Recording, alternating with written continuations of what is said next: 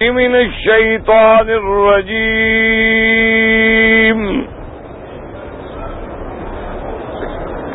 بسم الله الرحمن الرحيم.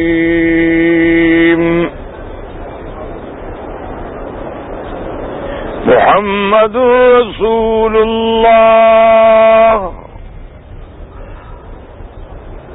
والذين معه أشداء على الكفار رحماء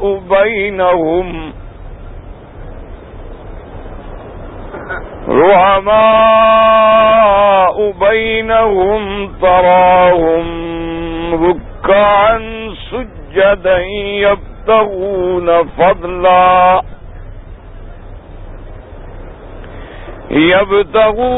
فضلا من الله ورضوانا. سيماهم في وجوههم من أثر السجود ذلك مثلهم في التوراة ومثلهم في الإنجيل.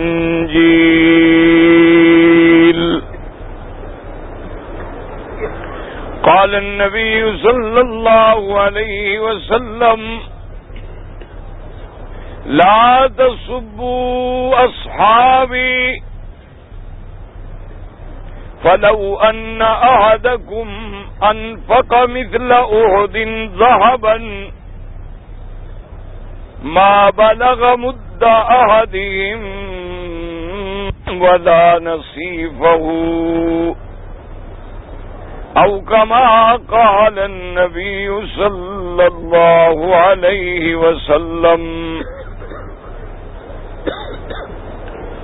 صدق الله العلي العظيم وصدق رسوله النبي الكريم.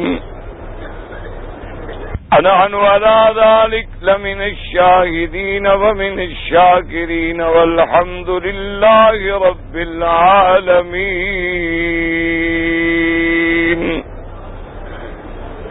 رب اشرح لي صدري ويسر لي أمري واحلل عقدة من لساني يفقهوا قولي. سبحانك لا علم لنا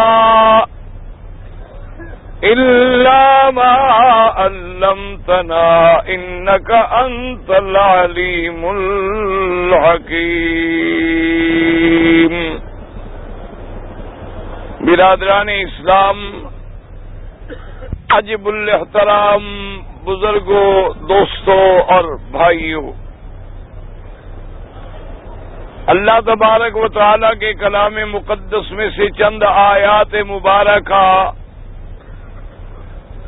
آقا انعامدار خاتم الانبیاء حبیب کبریاء سیدنا محمد مصطفیٰ صلی اللہ علیہ وعلا آلہ واصحابہ وسلم تسلیما کثیرا کثیرا کے فرامین مبارکہ میں سے ایک حدیث تلاوت کی ہے. دعا فرمائیں کہ اللہ تبارک و تعالی اس عاجز کو مال اہل صحت عافیت کاملات دائمہ اور حق بات بیان کرنے کی توفیق عطا فرمائیں. اللہ تبارک و تعالی ہم سب کو مل کر حق پر چلنے کی توفیق عطا فرمائیں. پروردگار عالم تمام آنے والوں کی حاضری منظور فرمائیں، سب کی دعائیں مقبول فرمائیں اور تمام کی ظاہری باطنی ہم سب کی بیماریاں نفسانی جسمانی روحانی مالی مشکلات اپنی رحمت سے دور فرما دیں. ذات میں اصحاب رسول صلی اللہ علیہ وسلم کے بارے میں کچھ معروضات عرض کیے تھے.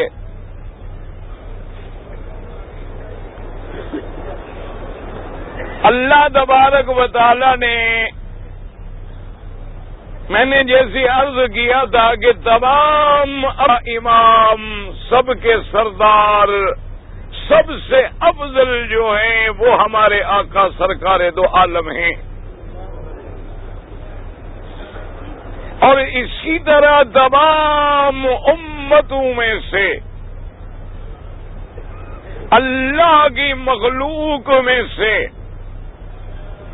تمام امتوں میں سے اعلی برتر رہبر اگر کوئی جماعت دنیا میں گزری ہے تو وہ اصحاب رسول اللہ ہے صلی اللہ علیہ. جب بھی نام آئے تو صلی اللہ علیہ وسلم.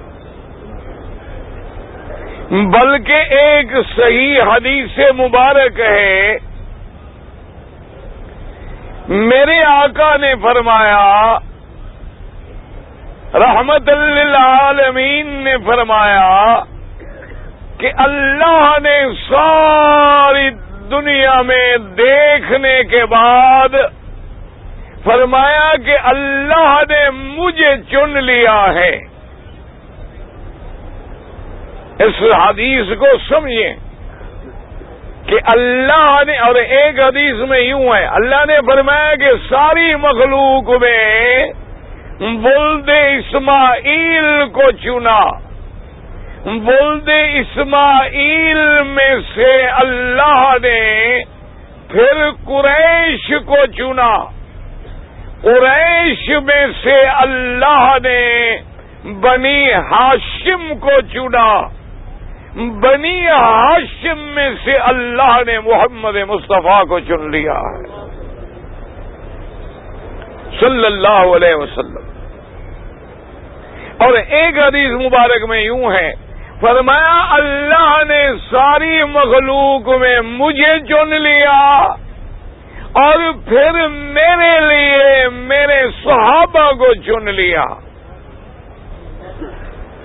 اب بات کو سمجھیں، آپ اگر بازار میں کوئی چیز خریدنے جائیں تو آپ چاہے کتنا زور لگا لیں، لیکن آپ کی چنی ہوئی چیز میں کوئی نہ کوئی نقص اور کمی رہ سکتی ہے، کیونکہ ہم انسان ہیں، کوئی چیز ہمیں نظر نہ آئی.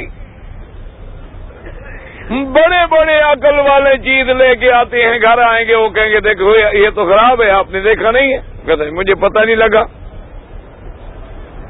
لیکن اللہ بھی پاک، ہر نقص سے پاک.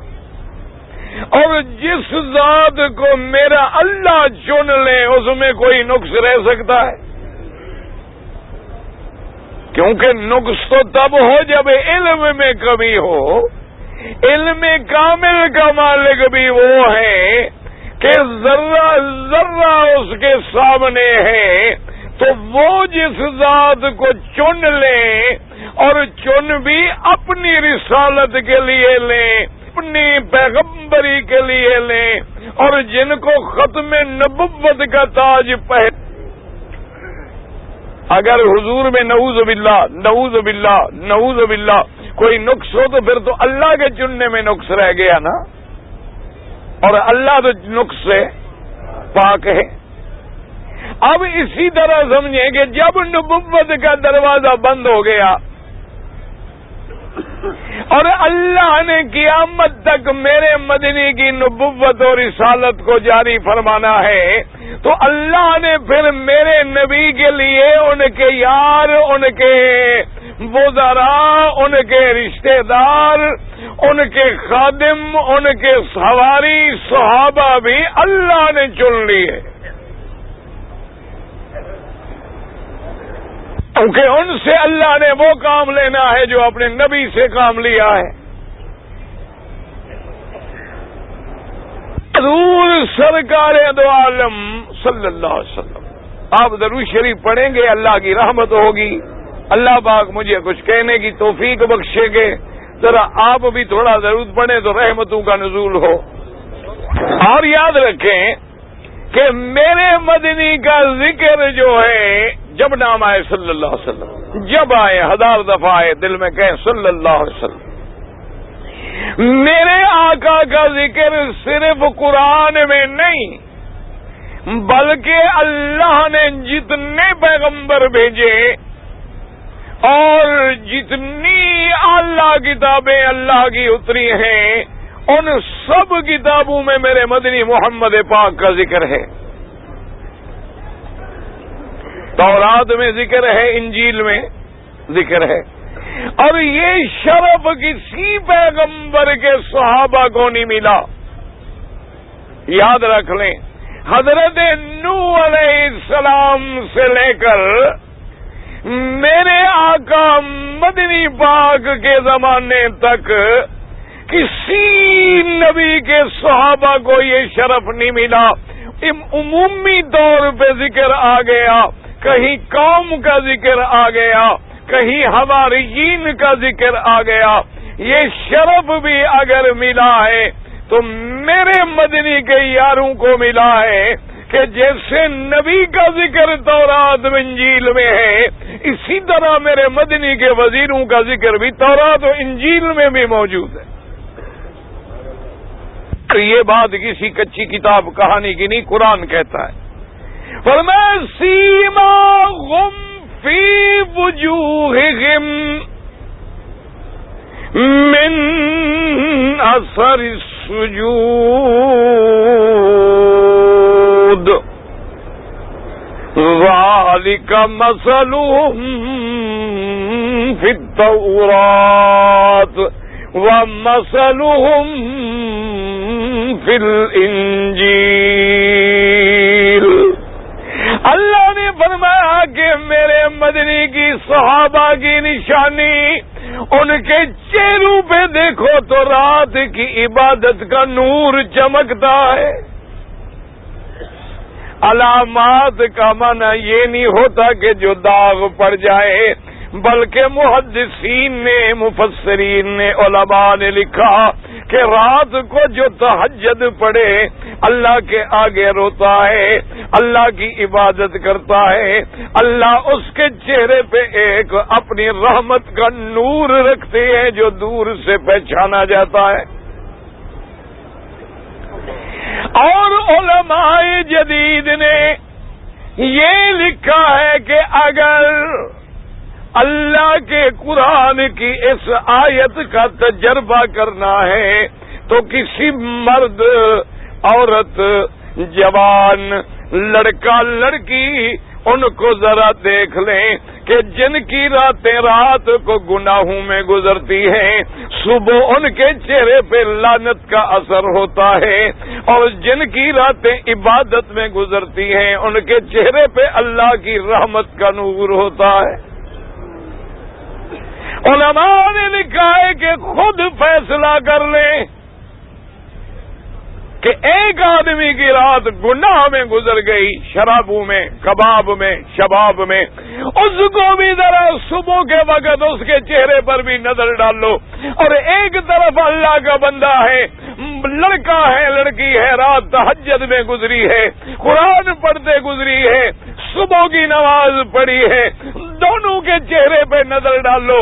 ایک کے چہرے پہ نور قرآن نظر آئے گا، دوسرے کے چہرے پہ زحمت شیطان نظر آئے گی.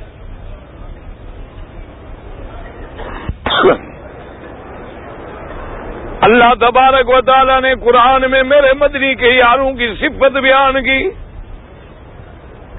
فرمایا ان کی راتیں جو گزرتی ہیں تراہم رکعا سجدا، یا رکوع میں کھڑے ہیں یا سجدے میں پڑے ہیں، اور کیا مانگتے ہیں؟ کوٹھیاں نہیں مانگتے، بلڈنگیں نہیں مانگتے، ہوائی جہاز نہیں مانگتے، اکاؤنٹ نہیں مانگتے. یبتغون فضلا من اللہ ورضوانا، اللہ کا فضل مانگتے ہیں، اللہ کی رضا مانگتے ہیں. اور فرمایا سیماہم فی وجوہہم من اثر السجود، ان کی نشانی ان کی علامت کیا ہے؟ ان کے چہروں سے ظاہر ہے کہ وہ جو رات کی عبادت کا اثر ہے ان کی جبینوں میں موجود ہے۔ اور آگے فرمایا ذالک مثلہم فی التوراۃ ومثلہم بالانجیل۔ اللہ نے فرمایا میرے مدنی ان کے یاروں کا ذکر جیسے اللہ کے قرآن میں ہے، ایسے ان کی تشبیہیں، ان کی مثالیں، ان کے قصے تورات میں بھی انجیل میں بھی موجود ہیں۔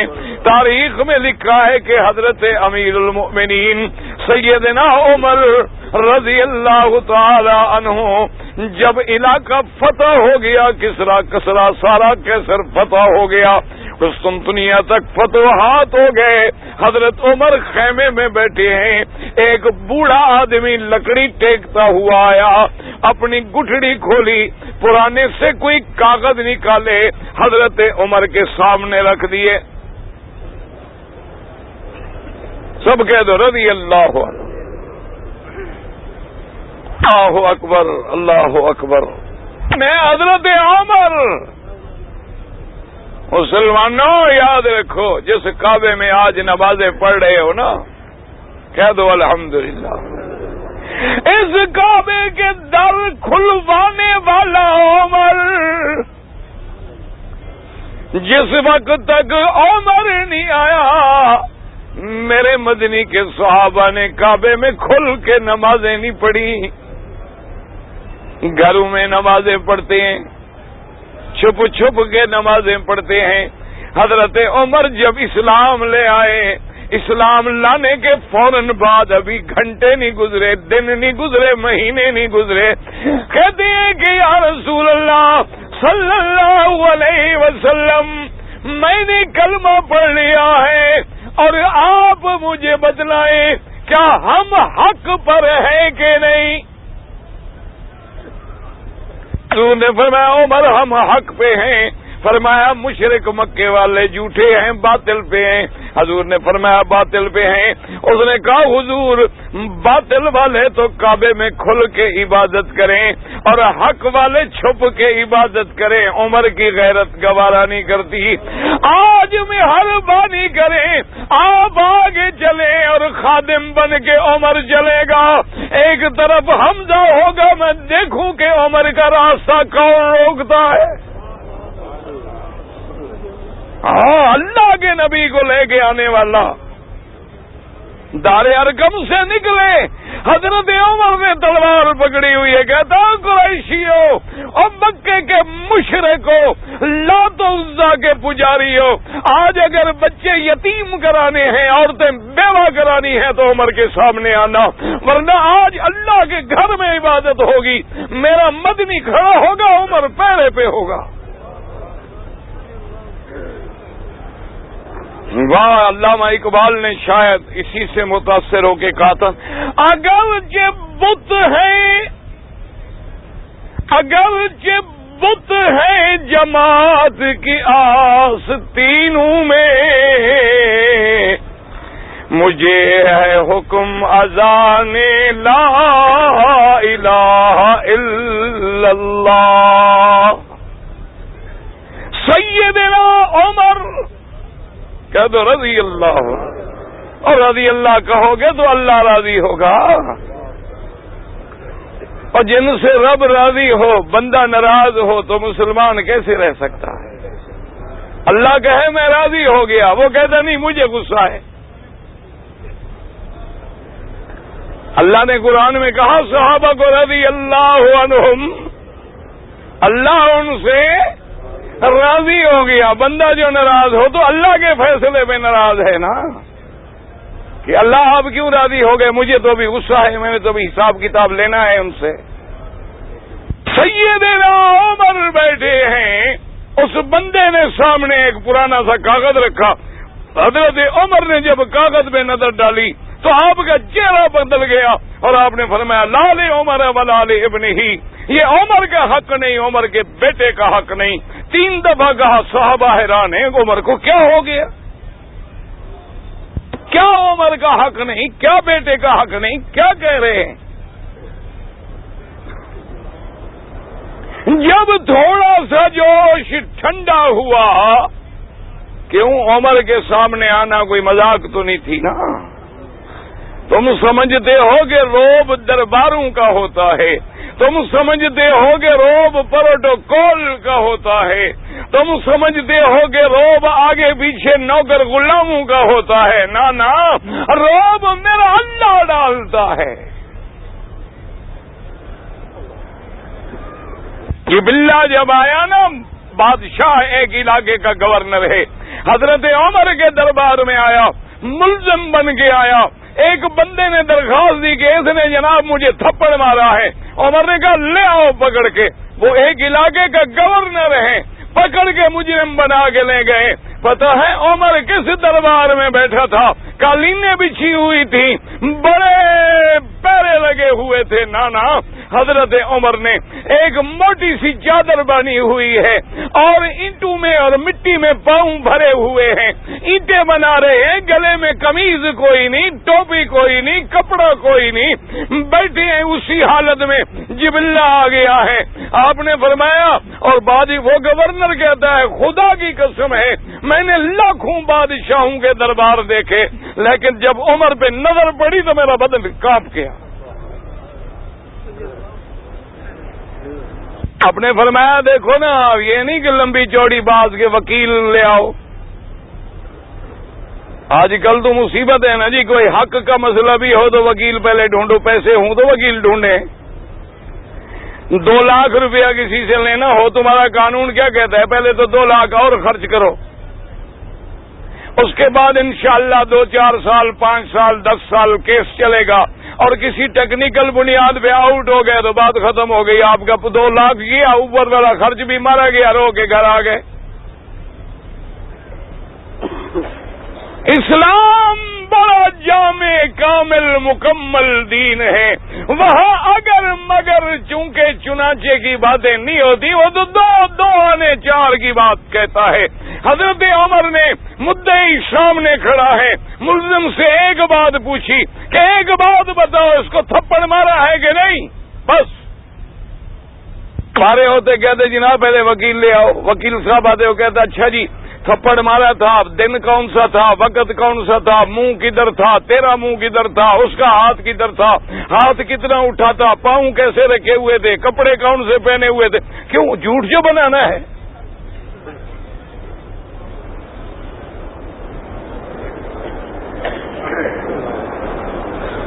وہ تو دربار ہے عمر ہے، 2 لفظی بات، اس کو تھپڑ مارا ہے۔ وہ کہتے ہیں حضرت عمر کا روب اتنا ہے کہ میں انکار نہیں کر سکا، میں نے کہا جی مارا ہے۔ کیوں مارا ہے؟ اس نے کہا جی بات یہ ہے کہ میں چل رہا تھا اور آپ دیکھ رہے ہیں کہ میرا لباس، میرے کپڑے، یہ معمولی سا بدو آدمی ہے، اس نے میرے پاؤں رکھ دیا کپڑے پہ، مجھے غصہ آ گیا، میں نے تھپڑ مارا۔ حضرت عمر نے فرمایا اچھا زمین پہ آدھے تم چلو، آدھے تم امیروں کے کپڑے چلیں، تو میرے مدنی کے غریب کہاں جائیں؟ دیکھا بہرحال جی میں نے تھپڑ مارا، فرمایا چہرہ سیدھا کر لو، فرمایا مدعی مارو تھپڑ اس کے منہ پہ۔ ایمان سے کہو تیرے ملک میں ایک بڑے کے منہ پہ تھپڑ لگ جائے پھر جرم ہو سکتا ہے؟ تھپڑ بھی تو غریبوں کو لگتے ہیں نا۔ ابھی کسی بڑے امیر کو کارخانہ دار، سرمایہ دار، جگیر دار، یہ پتہ ہے دار کس کو کہتے ہیں؟ پھانسی اللہ نے ان کے نام میں اندر رکھی ہوئی ہے۔ دنیا کے غریبوں پہ جتنا ظلم کر لو آخرت تو آنی ہے نا۔ اس نے جناب اب کھڑا ہے کہ یہ نہیں کہہ سکتا کہ جناب نے، انہوں نے کہا نہیں، اللہ کا قانون ہے کہ وَلَكُمْ فِي الْقِصَاصِ حَيَاةٌ يَا أُولِي الْأَلْبَابِ۔ اللہ نے فرمایا یاد رکھو بدلہ لینے میں زندگی ہے، اگر دشمن ظالم سے بدلہ نہیں لوگے پھر کوئی زندہ نہیں رہے گا۔ خدا کی قسم اللہ کے کعبے میں دعا کر لو، اللہ ہر اسلامی ملک میں قرآن و سنت کا قانون نافذ کر دو۔ میری بات آج لکھ لیں، کہتے ہیں امن نہیں ہوتا، اللہ کے کعبے سے میری بات پہنچا سکتے ہو پہنچا دو۔ آج قرآن کا قانون نافذ کر دو، ہر ڈویژن میں ایک مجرم کو قرآن کے مطابق سزا دے دو۔ امن نہ ہو تو میں ساری سزا برداشت کرنے کے لیے تیار ہوں۔ امن کیسے ہو؟ قانون فرنگی کا، فیصلے فرنگی کے نظام پہ، اور اللہ رحمتیں کیسے نازل کرے؟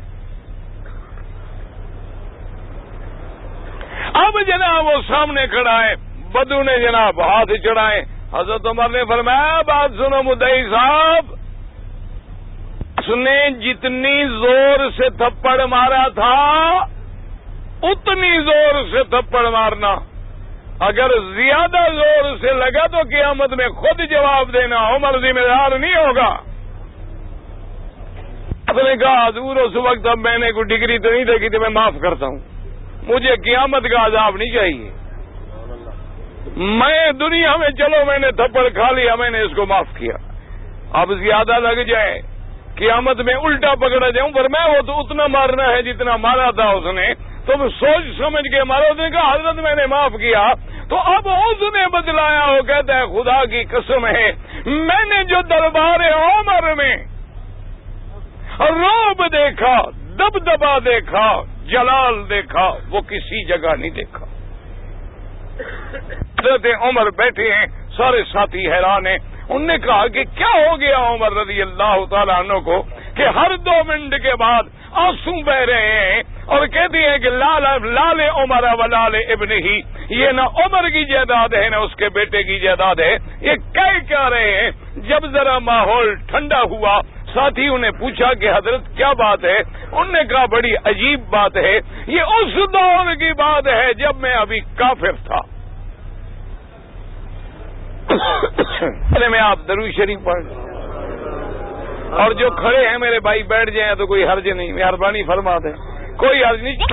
حضرت سیدنا عمر نے فرمایا کہ کفر کا زمانہ تھا، میں شام بیت المقدس قافلے تجارت والوں کے ساتھ تجارت کے لیے گیا، واپسی میں کچھ مجھے مصروفیت ہو گئی، قافلہ نکل گیا، اب میں پریشان ہوں کہ کیا کروں، کیونکہ اس زمانے میں قافلے کے بغیر سفر نہیں ہوتے تھے، کیونکہ پانی کوئی نہیں، راستہ کوئی نہیں، بندہ کیسے سفر کرے؟ قافلہ ہے تو چلو بھی ایک دوسرے کے ساتھ مل کے نکل گئے۔ کہتی ہے میں پریشان ہو کے تھکا ہوا ڈھونڈتا رہا شہر میں، ادھر دوڑا، پتہ لگا بھی قافلہ نکل گیا۔ ایک دیوار کے سائے میں تھک ہار کے میں آگے بیٹھ گیا، ایک بندہ آیا، آگے کھڑا ہوا، بڑے غور سے مجھے دیکھتا رہا، دیکھتے دیکھتے کہنے لگا کہ مہربانی کرو، کیا بات ہے، کیوں پریشان ہو؟ میں نے کہا میں قریشی ہوں، میں مکے سے آیا ہوں، قافلے سے بچھڑ گیا، قافلہ چلا گیا، اب اگلا قافلہ خدا جانے کتنے دن کے بعد جائے گا، کیونکہ روز تو بسیں نہیں چلتی تھی، اس لیے پریشان ہوں۔ اس نے کہا حضرت پریشان نہ ہوں، آپ ابھی تو چلیں نا میرے گھر۔ وہ بندہ مجھے گھر لے کے آ گیا، گھر میں آ کے میری بڑی مہمانداری کی، بڑا اعلیٰ کھانا کھلایا۔ اس نے کہا عمر گھبرانے کی کوئی بات نہیں، آپ کا قافلہ اونٹوں پہ نکلا ہے، آپ دیکھ رہے ہیں میرا محل، میرے استبل، میں صبح اپنے غلام دے کر آپ کو اللہ گھوڑوں پہ بٹھا کے قافلے سے ملا دوں گا۔ قافلہ تو قافلے کی رفتار میں چلے گا نا، اکیلا گھوڑا دوڑنا ہو تو مشکل کوئی نہیں، اور میں غلام ساتھ دوں گا جو تمہیں قافلے میں چھوڑ کے آئیں گے، آپ آرام سے سو جائیں، صبح کا سحر جب ہوگی تو آپ کو ساتھ میرے غلام روانہ ہوں گے. اور سونے سے پہلے ایک کاغذ لے آیا, کہنے لگا مہربانی کرو اس کاغذ پہ لکھ دو کہ جب تم اس علاقے کے بادشاہ بنو گے پہ میرے کاروبار پہ کوئی ٹیکس نہیں لگاؤ گے. حضرت عمر نے فرمایا اللہ کے بندے کیا کہہ رہے ہو, مجھے تو مکے کے سردار بننے کی بھی امید نہیں ہے کہ میں کبھی مکے میں بھی سردار بن جاؤں گا, یہ بھی مجھے امید نہیں, اور تم مجھے ادھر شام کا بادشاہ بنا رہے ہو. اس نے کہا عمر بات سنو, لکھ دینے میں تمہارا کیا بگڑتا ہے, بادشاہ نہیں بنو گے تو میں کیا کر لوں گا, اگر بادشاہ بن جاؤ تو پھر تو لکھے کو پورا کرنا ہے. انہوں نے فرمایا یہ وہ آدمی ہے جس نے دعوت دی تھی اور یہ وہ کاغذ ہے جو میں نے لکھا تھا. آج میں یہاں بادشاہ بن کے بیٹھا ہوں اور یہ آ گیا ہے. تو میں نے کہا کہ بھائی فیصلہ اسلام کا ہوگا, کوئی جائیداد عمر کی تو ہے نہیں. اس سے پوچھا گیا کہ تم نے, اس نے کہا میں نے جو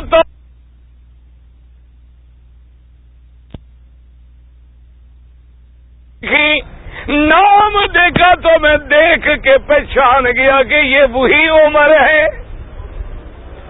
اس لیے مجھے اندازہ ہو گیا تھا کہ ایک وقت آئے گا اس علاقے کا بادشاہ عمر ہوگا.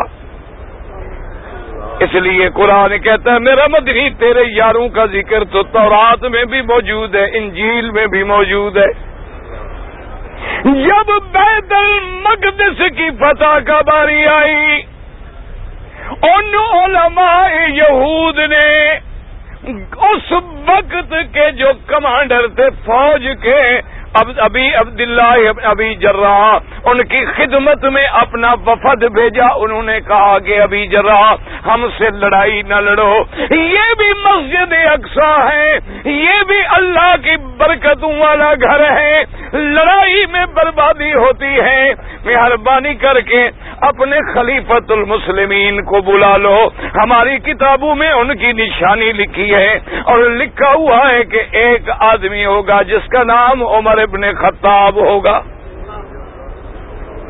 سیدنا محمد رسول اللہ ان کا وہ خلیفہ ہوگا, ان کا وزیر ہوگا. میرے بدری فرماتے تھے میرے 4 وزیر ہیں, 2 آسمانوں میں 2 زمینوں میں. صحابہ نے پوچھا کون؟ فرمایا جبرائیل و میکائیل. حضرت جبریل حضرت میکائیل میرے آسمانوں میں وزیر ہیں. وزیر آیا فی الارض ابی بکر و عمر, اور میرے زمین میں 2 وزیر ہیں, ایک ابو بکر ہے ایک عمر ہے رضی اللہ عنہما. انہوں نے کہا جی جنگ نہ کرو, اپنے خلیفے کو بلا لو. ہماری کتابوں میں لکھا ہے کہ نام عمر ہوگا, خطاب کا بیٹا ہوگا, خلیفہ محمد مصطفیٰ ہوگا. اس کی نشانیاں لکھی ہیں اور وہ اس علاقے کو فتح کرے گا. آپ خلیفہ بلا لیں, ہم نشانیاں دیکھ لیتے ہیں. اگر وہی عمر ہے تو ہم بغیر لڑائی کے چابیاں دینے کو تیار ہیں,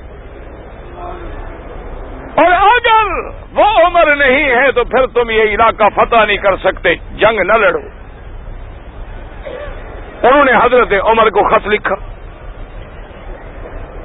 بڑی لمبی بات ہے. حضرت عمر روانہ ہو گئے, چل پڑے. اس جگہ پہنچ گئے, اطلاع مل گئی. ان یہودی راہبوں نے, ان کے بڑے بڑے پادریوں نے کہا کہ ٹھیک ہے جی, کل ہم فلاں وقت پہ سارے اپنے بڑے بڑے راہب بلا لیں گے, ہم کھڑے ہو جائیں گے, مجلس ہوگی, آپ خلیفے کو لے آئیں, ہم دیکھیں گے اور فیصلہ کریں گے.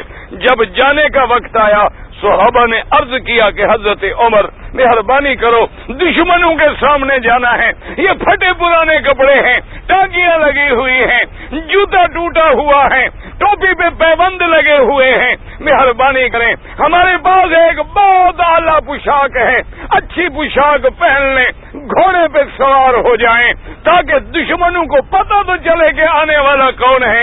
حضرت عمر نے کپڑے بدلے, گھوڑا منگوایا گیا, پاؤں رکاب میں رکھا. ابھی حضرت عمر پوری طرح نہیں بیٹھے تھے کہ چھال مار کے نیچے اترے اور فرمایا عمر برباد ہو گیا. ارے صحابہ گھبرا گئے,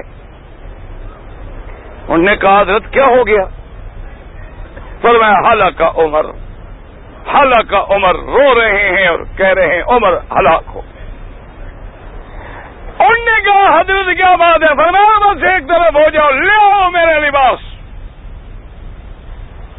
وہی پرانا لباس پہنا, اسی لباس میں حضرت چلے, دشمنوں کے راہب کتابیں کھول کے بیٹھے ہیں, سر سے پاؤں تک نظر ہیں. حضرت عمر قریب آئے, ملے, سب سے بات ہوئی. انہوں نے بڑے آرام سے چابیاں شہر کی اٹھائیں اور دربار میں پیش کر دی. انہوں نے کہا کہ آپ واقعی عمر ہیں, اس علاقے کو آپ نے فتح کرنا ہے, چابیاں قبول فرمائیں. ملک فتح ہو گیا بغیر لڑائی کے. ساتھیوں نے پوچھا کہ حضرت آپ نے لباس بدل دیا, آپ گھوڑے سے اتر آئے اور بڑی بے ساختگی سے کہتے رہے کہ عمر برباد ہو گیا, وہ کیا بات تھی؟ فرمایا میں جب گھوڑے پہ بیٹھنے لگا اللہ نے مجھے دکھلایا کہ میرا حلیہ تو کتابوں میں وہ لکھا ہے جو پہلے تھا, تو میں حلیہ بدل کے جا رہا ہوں. اگر لباس بدل گیا لوگ اعتراض کر دیں گے, اور عمر یہ تیری بات نہیں, یہ تو میرے مدنی کی صداقت کا مسئلہ ہے. کیوں؟ اگر خلیفہ غلط ہو گیا نعوذ باللہ پھر نبی پر اعتراض. تو اللہ نے میرے مدنی کے صحابہ کو یہ مقام دیا ہے. اللہ اکبر. سیدنا عمر رضی اللہ عنہ ایک مقام نہیں, دو مقام نہیں, قرآن و حدیث کا مطالعہ کریں کہ اللہ نے میرے مدنی کے یاروں کو کتنی مقام عطا فرمایا تھا کہ حضرت عمر کہتے ہیں کہ کئی مسئلے ہیں جہاں میں نے بات کی اور میرے اللہ نے میری تائید میں فوراً قرآن نازل کر دیا. مقام بدل. آپ جب مدینے جاتے ہیں اب تو راستہ ماشاءاللہ اور بن گیا ہے. پہلے راستہ بدر سے گزرتا تھا, وہ بدر وہی جگہ ہے جہاں جنگ بدر ہوئی, جہاں اللہ کے نبی کو فتح ملی اور جہاں صحابہ کامیاب ہوئے اور مشرکین کی طاقت ٹوٹ گئی. اس جنگ بدر کے بعد 70 قیدی ہیں قریش میں سے, 70 ان کے سردار مارے گئے اور 70 قید ہوئے. اللہ اکبر. اصحاب رسول کی کیا بات پوچھتے ہیں. حدیث میں آتا ہے بدر کی جنگ تھی نا, تو جنگ سے پہلے میرے مدنی پاک بڑے پریشان بیٹھے. پتہ ہی پریشانی کیوں تھی؟ اس لیے کہ حضور تو جنگ کرنے کے لیے آئے ہی نہیں تھے, وہ تو صرف ابو سفیان کے قافلے کو روکنا تھا. لیکن اللہ نے جنگ کا فیصلہ لکھ دیا تھا, اور آنے والے زیادہ مدینے والے انصار جو تھے جنہوں نے زندگی میں کبھی جنگ نہیں لڑی, مدینے والے لوگوں نے تو کبھی جنگ دیکھی نہیں. وہ تو باغ بنانے والے, کھجورے لگانے والے, آبادی کرنے والے, ذمہ داری کرنے والے, کھیتی کرنے والے لوگ, جنہوں نے نہ کبھی لڑائی لڑی, نہ جنگ لڑی, نہ دیکھی. اور مقابلے میں کفار قریش ہیں. ابو جہل کی طاقت ہے جس کا ایک ایک بندہ جنگجو ہے, لڑاکا ہے اور جنگیں لڑنا جانتا ہے, کیونکہ قریشیوں کی تو گھٹی میں پڑی ہوئی تھی لڑائی. ضرور اداس بیٹھے ہیں کہ میرے صحابہ پہ بڑا امتحان آ گیا کہ کبھی جنگ نہیں لڑی, اور اتنے بڑے دشمنوں سے مقابلہ کرنا پڑا تو حضرت سعد جو مدینے کے انصار کے سردار ہیں، پتہ نہیں کیا بات کی، سبحان اللہ، پڑھ لیا کریں، عجیب بات کی، آئے حضور کی خدمت میں، کہنے لگے حضور نحن اصحاب محمد صلی اللہ علیہ وسلم لسنا اصحاب موسیٰ،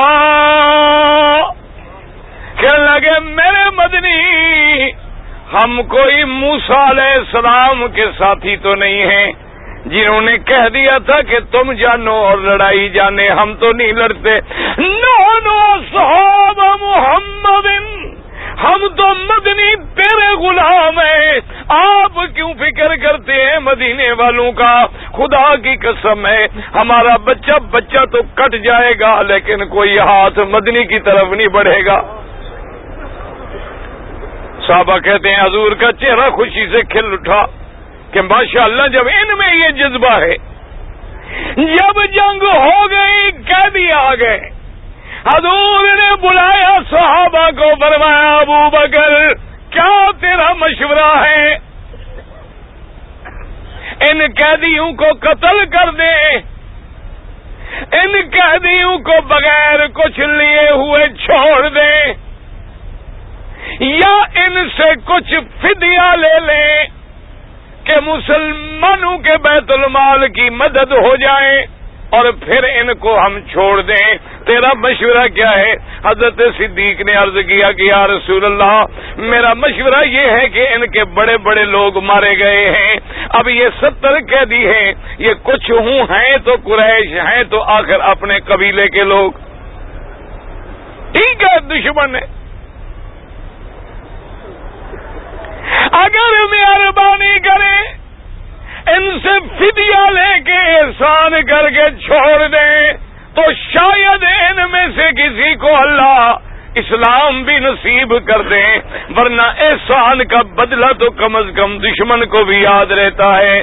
حضور نے فرمایا اچھا ابو بکر تیری رائے ہو گئی، فرمایا عمر تم بتلاؤ تمہارے باری تمہاری رائے کیا ہے؟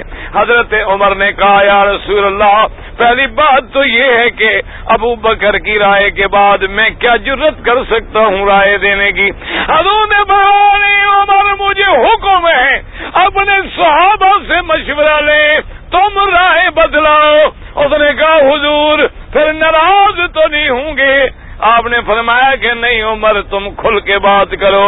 اس نے کہا یا رسول اللہ پھر میری رائے یہ ہے کہ تلوار منگوائیں، حضرت علی کو بلائیں، ایک تلوار اس کو پکڑائیں، ایک تلوار مجھے پکڑائیں، وہ اپنے رشتہ داروں کی گردن کاٹے، میں اپنے رشتہ داروں کی گردن کاٹتا ہوں۔ میرا بدنی جب تیرے دشمن ہے تو پھر رعایت کا کیا مطلب؟ میرے مدنی جب تیرے ساتھ لڑنے کے لیے مکے سے بدر آ گئے ہیں، آج اللہ نے ہمیں موقع دیا ہے کفر کی طاقت کو کچل دو، ان سے کوئی زندہ بچ کے نہ جائے۔ حضور نے فرمایا عمر تیری مثال ایسے ہے جیسے میرا اللہ کا پیغمبر نوح علیہ السلام گزرے ہیں، انہوں نے بھی کہا تھا اللہ اب زمین پہ کوئی کافر نہ رہے، اور فرمایا میرے ابو بکر کی مثال ایسے ہے جیسے عیسیٰ علیہ السلام کہ کوئی تھپڑ مار دے تو کہتے ہیں اچھا ادھر سے بھی مار لو یار کوئی بات نہیں۔ تو اس لیے آپ نے فرمایا عمر بات ٹھیک ہے لیکن تورات میں لکھا ہے کہ تیرا وزیر جو ہے وہ بڑا سخت ہوگا، ایسے ہوگا جیسے لوہے کا سینگ ہو۔ میں ابو بکر کی رائے پہ فیصلہ کرتا ہوں۔ آپ نے فرمایا کہ فدیہ دے کے ان کو آزاد کر دو، چھوڑ دو۔ سب کو چھوڑ دیا گیا۔ دوسرا دن آیا ہے، حضور ایک درخت کے نیچے بیٹھے ہیں، درخت کے قریب بیٹھے ہیں۔ بدر میں اور سہارا میں جو چھوٹے درخت ہوتے ہیں ایک درخت کے قریب حضور بیٹھے ہیں، حضرت صدیق بھی بیٹھے ہیں، حضور بھی بیٹھے ہیں۔ حضرت عمر آئے تو کیا دیکھتے ہیں؟ اللہ کے نبی کے آنسو مبارک بہ رہے ہیں، ابو بکر بھی بیٹھے ہوئے رو رہے ہیں۔ حضرت عمر حاضر ہوئے، سلام کیا، کہا یا رسول اللہ مجھے بتلائیں کہ کیا بات ہے؟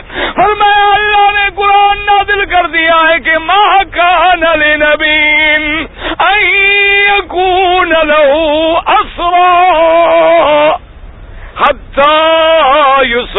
فی الارض. اللہ نے قرآن اتارا ہے کہ میرا مدنی آپ کو کیوں یہ حق ملا کہ ہم نے تیرے دشمن قیدی بنا کے تیری دربار میں بھیجے, آپ نے کیوں رعایت کی؟ ہمیں تو عمر کا فیصلہ منظور ہے.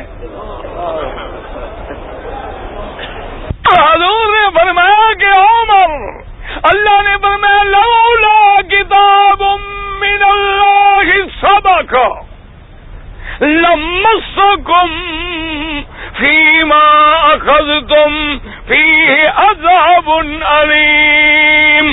اللہ نے قرآن میں فرما دیا کہ میرا مدنی اگر میرا فیصلہ نہ ہو چکا ہوتا کہ میں نے آپ کی ہر غلطی معاف کر دی ہے تو آج میں پکڑ لیتا. حضور نے فرمایا کہ حضرت عمر آج خدا کی قسم ہے اللہ کا عذاب اگر اترتا تو تیرے سوا کوئی نہ بچ سکتا, لیکن اللہ نے ہمیں معاف کر دیا ہے, لیکن فیصلہ تیرا اللہ کو منظور تھا. سیدنا امیر المومنین عمر کہہ دو رضی اللہ, اللہ اکبر. حاجی ہو ایمان سے کہو, آج جو طواف کرتے ہو اس کے بعد دگانے پڑھ رہے ہو کس مقام ابراہیم پہ, یہ تجویز دینے والا کون تھا؟ نہ جب قیامت تک حاجی نمازیں پڑھتے رہیں گے عمر کو ثواب ملے گا کہ نہیں ملے گا؟ یہ شان میرے مدنی کے یاروں کی ہے کہ مدینے میں جاؤ تو رحمتوں کی جھڑی لگی ہے ابو بکر عمر پہ, اور مکے میں آؤ تو صحابہ پہ رحمتوں کی جھڑی لگی ہے کہ جہاں نظر جاتی ہے صحابہ کی قربانیاں سامنے آتی ہیں. کعبے پہ نظر ڈالو تو حضرت بلال کھڑے اذان دے رہے, مقام ابراہیم پہ نظر ڈالو تو عمر مشورہ دے رہے ہیں, حجر اسود پہ نظر ڈالو حضرت عمر ڈانٹ رہے, حدیبیہ پہ نظر ڈالو حضرت عمر درخت کاٹ رہے, آگے جا کے اگر عزا پہ نظر ڈالو حضرت خالد بچا رہے ہیں, اگر بتوں پہ نظر ڈالو قبروں کافروں کی قبروں پہ نظر ڈالو تو حضرت علی مٹا رہے ہیں. جہاں جہاں نظر ڈالو اصحاب رسول کی تاریخ لکھی پڑی ہے. سیدنا امیر المومنین حضرت عمر رضی اللہ عنہ. اللہ پتہ ہے حضرت ابن عباس نے کیا بڑی بات کی ہے, آپ درود پڑھیں تو میں آپ کو سناؤں. قیامت والے دن دو ٹولے بن جائیں گے نا, ایک ہوں گے اصحاب الیمین اور ایک ہوں گے اصحاب الشمال. اصحاب الیمین کون ہوں گے؟ جن کو دائیں ہاتھ میں نامہ عمل ملے گا. اصحاب الشمال کون ہوں گے؟ جن کو بائیں ہاتھ میں. دعا کر اللہ ہمیں دائیں والا بنائے, اللہ بائیں والا نہ بنائے, اللہ اصحاب المیمنہ بنائے, اصحاب الیمین بنائے, اصحاب المشأمہ اور اصحاب الشمال نہ بنائے. تو حضرت ابن عباس نے کتنی بڑی بات کی ہے. انہوں نے ایک دن صحابہ سے فرمایا, انہوں نے فرمایا قرآن میں ہے نا اصحاب الیمین ما اصحاب الیمین.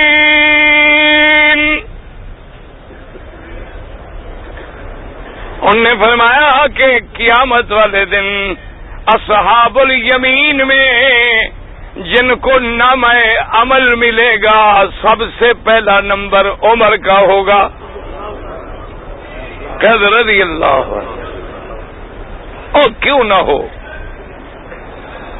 ایمان سے کہو جن کی زندگی محمد کے ساتھ گزری, ان کی زندگی میرے مدنی کے ساتھ گزری, اور قبر مبارک میں بھی نہ. ایمان سے کہو ابو بکر عمر کہاں ہیں؟ اور جب حشر ہوگا تو کس کے ساتھ اٹھیں گے؟ اللہ شان دیکھیں نا, دو رسول ہیں اور دو صحابی ہیں. ذرا غور کریں اس مسئلے پر کہ جب میرے مدنی کے روزے سے قیامت والے دن سب سے پہلے قبر مبارک کھلے گی تو دو پیغمبر ہوں گے, دو رسول ہوں گے اور دو صحابی ہوں گے. ایک اٹھنے والے سب سے پہلے میرے مدنی محمد ہوں گے اور دوسرے عیسیٰ ابن مریم ہوں گے، اور ان دو پیغمبروں کے جلوے میں ابو بکر و عمر ہوں گے۔ تو رضی اللہ شان ہے کہ نہیں؟ اور پتہ نہیں تمہارا ہمارا حشر کہاں ہوگا۔ دعا کر اللہ خیر سے کر دے، اللہ خاتمہ ایمان پہ کر دے، اور اللہ مدینے میں موت نصیب کر دے۔ اسی طرح قرآن پڑھاتے پڑھاتے مولا زندگی آئے، تیرے قرآن میں توحید پھیلانے میں زندگی گزرے، اور اسی طرح قرآن زبان پہ ہو اور تیری دربار میں آئے۔ اللہ اور کون سا عمل ہے جو تیری دربار میں پیش کریں؟ لیکن ذمہ داروں کو بھی اپنے میراثی پیارے ہوتے ہیں، ہم بھی تو تیرے نام لیوا ہیں نا، کم سے کم تیرا نام تو لیتے ہیں جیسے بھی صحیح۔ اب دیکھو نا میراثی کیسا ہو گیا تھے یار، ہمارا میراثی بھائی ہو جی اس نے بڑا جرم کیا، ہو گیا تھے یار بڑا جرم کرے، میراثی ہے نا اپنا یار، خوشی مشی کے موقع پہ آتا ہے نا غریب، اور کوئی عمل نہیں جو تیری دربار میں پیش کر سکے، صرف تیرے نام لیوا ہیں، تیری توحید کا پرچار کرتے ہیں، اور تو وہ بھی توفیق دینے والا تو ہے، اگر نہ دے تو ہم کیا کر سکتے؟ کتنے میرے بھائی ہیں مولویوں کی اولادیں ہیں، کبوتر اڑاتے گزر گئی زندگی۔ کتنے لوگ ہیں جو بیچارے حجرے مجروں کے شذر ہو گئے، کتنی لوگ ہیں جن کو پیر بن کے تویز گنڈے کھا گئے، کتنی لوگ ہیں جن کو مزاوروں کی مجاوری میں شرک و بدعت کے گہوارے بن گئے، کتنی لوگ ہیں جنہوں نے اسلام کے بجائے توحید کے بجائے شرک سکھلایا، سنت کے بجائے بدعت سکھلائی، دین کے بجائے بے دینی پہ چلایا۔ وجہ کیا ہے کہ یہ سارے فیصلے اسی کے ہاتھ میں ہیں، وہ توفیق نہ دے تو بندہ خود بھی پٹڑی پہ نہیں رہتا اور کام بھی نہیں کر سکتا۔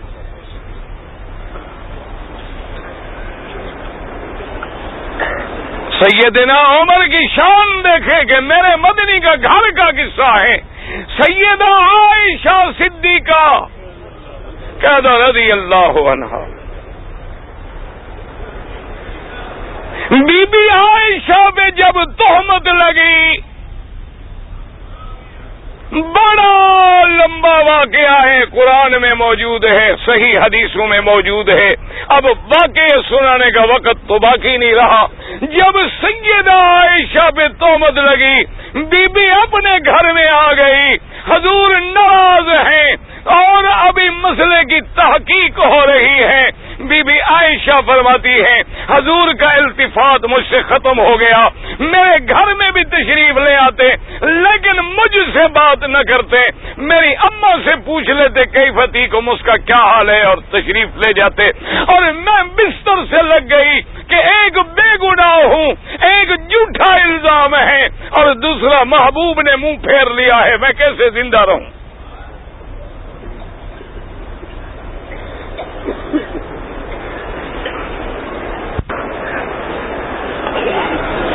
سرکار دو عالم نے صلی اللہ علیہ وسلم جب نام آئے تو درود بھی نہیں پڑھتے ہو یار، درود شریف تو کم از کم پڑھ لیا کرو۔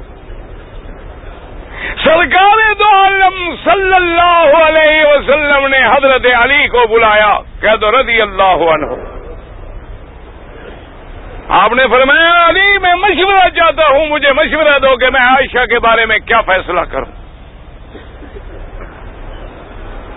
اور خدا کی شان ہے کہ جیسے میرے مدینے نے فرمایا تھا نا کہ من احبہم فبحبی احبہم، صحابہ سے جو محبت ہے وہ دراصل صحابہ سے محبت نہیں، وہ میری محبت ہے، کیونکہ میں محبوب تو میرے یار بھی محبوب، اور فرمایا ان سے جو بغض ہے وہ دراصل میرے ساتھ بغض ہے۔ اس لیے غور کریں، خدا کی شان ہے کہ جو جتنا میرے مدنی کا محبوب تھا دشمنوں نے اتنا اسی پہ تیر برسائے ہیں۔ سب سے زیادہ سیدنا ابی بکر و عمر کو ہدف بنایا گیا، سب سے زیادہ سیدہ عائشہ صدیقہ پہ تبرہ ہوا. وجہ کیا ہے؟ آخر انہوں نے کوئی ہماری جائیداد چھین لی تھی؟ لیکن وہ میرے مدنی کے جو محبوب تھے، وہ حبیب خدا ہے نا. کسی اور بی بی کو وہ مقام محبت کا نہیں ملا نا جو بی بی عائشہ کو ملا ہے. تو جتنی پیار زیادہ تھا اتنی پھر دشمنوں کا انتقام بھی زیادہ. اس لیے دعا کر کے اللہ سب کی ہدایت کے فیصلے کرے. تم مکے مدینے میں ہدایت کی دعائیں کرو. یہ میرا یقین ہے خدا کے دروازے پہ مانگی ہوئی دعائیں کبھی خالی نہیں جاتی. ہماری دعاؤں میں دیر لگ جاتی ہے نا. وجہ کیا ہے؟ جیسے گاڑی ہو نا، زنگ لگ جائے تو پھر پرزہ ذرا صحیح نہیں پھرتا تو ہے نا، گھرڑ کرتا رہتا ہے، آواز کرتا رہتا ہے. گریسنگ ہو جائے، ذرا صفائی ہو جائے تو پھر پتہ بھی نہیں لگتا. یہ ہماری گناہوں کی وجہ سے ذرا دیر لگتی ہے، ورنہ مکے مدینے کی دعائیں خالی نہیں جاتی. یہ نہ سمجھنا کہ جو مانگ کے جا رہے ہو نہیں ملے گا، ملے گا. اس یقین سے مانگو کہ خالی نہیں جانا، لے کے جانا ہے. حضرت علی سے حضور نے پوچھا کہ علی مشورہ دو کہ میں بی بی عائشہ کے بارے میں کیا کروں. حضرت علی نے عرض کیا، انہوں نے کہا یا رسول اللہ اتنی پریشان ہونے کی کیا ضرورت ہے؟ آپ کتنے دن ہو گئے بڑے پریشان ہیں، کیا مسئلہ ہے؟ زیادہ سے زیادہ بوجھ ہے تو بی بی عائشہ کو طلاق دے دیں اور شادی کر لیں، کوئی مسئلہ نہیں. کیوں پریشان ہوتے ہیں؟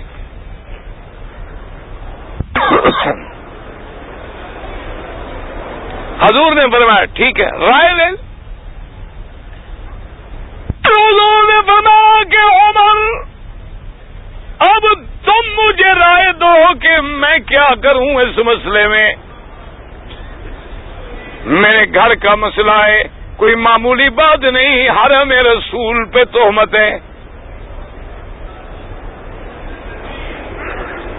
اور حضور نے فرمایا جس بندے کے ساتھ ظالموں نے تہمت لگائی ہے وہ بندہ بھی اللہ کا بڑا پیارا محبوب پاک آدمی ہے.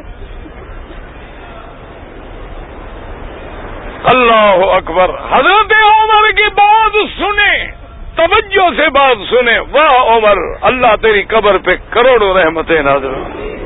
رحمتیں تو ہمارا ایمان ہے برس رہی ہے، پر ہم مانگ کے مقصد یہ ہوتا ہے کہ ہم پر بھی رحمت ہو جائے، ورنہ رحمت والوں پر تو رحمتیں ہوتی ہی ہوتی ہیں. حضرت عمر رضی اللہ تعالی عنہ نے عرض کیا کہ یا رسول اللہ میری کیا جرت ہے کہ میں حضور کے گھر کے بارے میں مشورہ دوں، لیکن اگر حکم ہے تو پھر میں تعمیل کرنے کو تیار ہوں. حضور نے فرمایا عمر میرا حکم ہے، بتاؤ میں عائشہ کے بارے میں کیا کروں. اس نے کہا حضور اگر یہ بات پوچھتی ہیں تو پھر مجھے بھی کچھ پوچھنے کا حق ہے اور ناراض تو نہیں ہوں گے. حضور نے فرمایا عمر میں ناراض نہیں ہوں گا. تو حضرت عمر نے کہا حضور مسئلہ بالکل واضح ہے، پھر تو مشکل کوئی نہیں. حضور نے فرمایا کیا بات ہے عمر؟ انہوں نے کہا حضور ایک بات بتلا دے کہ عائشہ سے شادی آپ نے اپنی مرضی سے کی ہے یا اللہ کے حکم سے کی ہے؟ واہ عمر، کہہ دو رضی اللہ. کہاں بات پہنچی؟ انہوں نے کہا حضور مجھے ایک بات بتلا دیں، بس صرف فیصلہ ابھی ہو جاتا ہے کہ یہ شادی آپ کا اپنا منشا ہے یا حکم خدا ہے. حضور نے فرمایا عمر میں نے یہ شادی خود نہیں کی، اللہ کا حکم ہے، بلکہ جبریل صورت لے کے میرے پاس آئے کہ یہ تیری بیوی ہے. تو حضرت عمر نے کہا حضور پھر ناراض نہ ہوں، ہمیں تو اپنے بچوں کے لیے مکے میں اچھی بیویاں مل جاتی ہیں، اللہ کو اپنے نبی کے لیے اچھی بیوی نہیں ملی.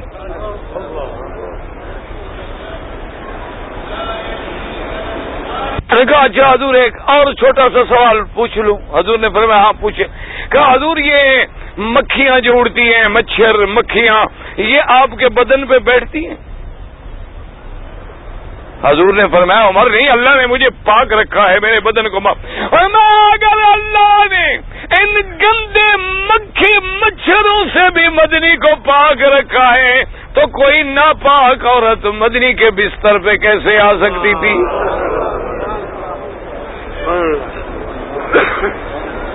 صحابہ کہتے ہیں فسرّ عن رسول اللہ، ایسے معلوم ہوا کہ حضور کا چہرہ گلاب کی طرح کھل گیا۔ اللہ اکبر، حضور خوش ہو گئے، چہرہ مبارک کھل گیا۔ آپ گھر میں آئے، بی بی عائشہ کہتی ہے میرا ابا بھی بیٹھی ہے، میری اماں بھی بیٹھی ہے، اور حضور تشریف لے آئے، آ کے بیٹھ گئے۔ اللہ کے نبی نے شریعت کے حکم کے مطابق فرمایا عائشہ اگر تم نے غلطی کی ہے تو اعتراف کر کے اللہ کے آگے توبہ کر لو، اور اگر غلطی نہیں کی ہے تو وہ بھی بات بتلاؤ۔ بی بی عائشہ خدا کی قسم کیا پیاری بات کی، بی بی عائشہ کہتی ہے یا رسول اللہ اگر میں کہہ دوں کہ میں پاک ہوں تو میری بات پہ کوئی اعتبار نہیں کرے گا، اگر میں جھوٹا الزام اپنے اوپر لگا لوں تو پھر میں قیامت میں خدا کو کیا جواب دوں گی؟ میرا ایک ہی جواب ہے جو حضرت یعقوب نے دیا تھا، فصبر جمیل واللہ المستعان علی ما تصفون، میں صبر کرتی ہوں۔ بی بی عائشہ کہتی ہے حضور کے اوپر وحی اترنے لگی، میرے ابا اماں کی جان نکلنے لگی، خدا جانے کیا حکم آتا ہے۔ تھوڑی دیر گزری، حضور نے فرمایا ابشری عائشہ، عائشہ مبارک ہو، عرشوں سے تیری صفائی آ گئی۔ اللہ نے قرآن اتار دیا، سبحانک ھذا بہتان عظیم۔ اللہ نے قرآن اتارا۔ بی بی عائشہ کہتی ہے خدا کی قسم مجھے اتنی امید نہیں تھی کہ میرا رب میری ایسی شان بنائیں گے کہ قیامت تک میرا قرآن پڑھا جائے گا۔ اللہ نے حضرت عمر نے جو رائے دی تھی قرآن نازل کر دیا۔ اللہ اکبر۔